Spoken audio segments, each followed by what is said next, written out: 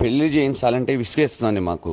Engagement చేయించాలంటే విసిగేస్తుంది. ఎంత దరిద్రంగా ఉందంటే వివాహ వ్యవస్థ ఉంది. ఎస్పెషల్లీ హిందూ వ్యవస్థ. ఈవెంట్లకి ఫోటోగ్రాఫర్లకు ఉన్న విలువ వేద మంత్రం చెప్పే బ్రాహ్మణుడికి లేదు. చాలా విసిగేస్తుంది. వృత్తిని మానేద్దామా అనేటువంటి ఆలోచనలోకి వెళ్ళిపోయాను నేనైతే పూర్తిగా.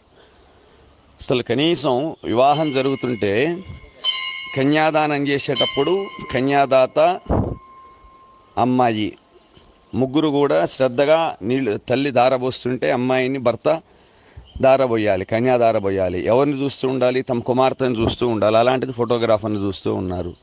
జీలకర్ర బెల్లం పెట్టుకుంటూ ఒకళ్ళనొకళ్ళు చూసుకోవాలి. ఎవరిని చూస్తున్నారు? ఫోటోగ్రాఫర్ని చూస్తున్నారు.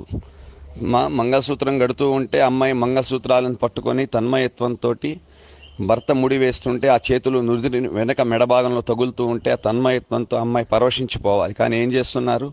ఆ పరవశం లేదు. వెళ్ళిపోయి ఫోటోగ్రాఫర్ మీద చూపులు. తలంబ్రాలు పోసుకుంటుంటే ఒకళ్ళనొకళ్ళు చూసుకుంటూ తలంబ్రాలు పోసుకోవాలి. ఫోటోగ్రాఫర్ను చూసుకుంటూ తలంబ్రాలు పోసుకోవటం. ఎక్కడికి వెళ్తోంది ఈ వ్యవస్థ? నీ కోపం వస్తే వచ్చింది ఏమైననుకో. మరి మీ శవకాలీలలో వివాహం అంటే ఒక అయిపోయింది, అసలు పాడైపోయింది పూర్తిగా. ఈవెంట్లకు ఉన్నటువంటి విలువ, ఫోటోగ్రాఫర్కు ఉన్న విలువ, కార్యక్రమానికి చేయించే అంత వేదం చెప్పుకున్న బ్రాహ్మడు వచ్చినా బ్రాహ్మడికి లేదు. నేను ఇక మానేయాలని డిసైడ్ అవుతున్నా చిన్నగా. తప్పట్లే. ఇక నన్ను ఎవరైతే నా మాట వింటారో వాళ్ళ వరకే కార్యక్రమాలు చేయించాలి, లేకపోతే చేయించకూడదు.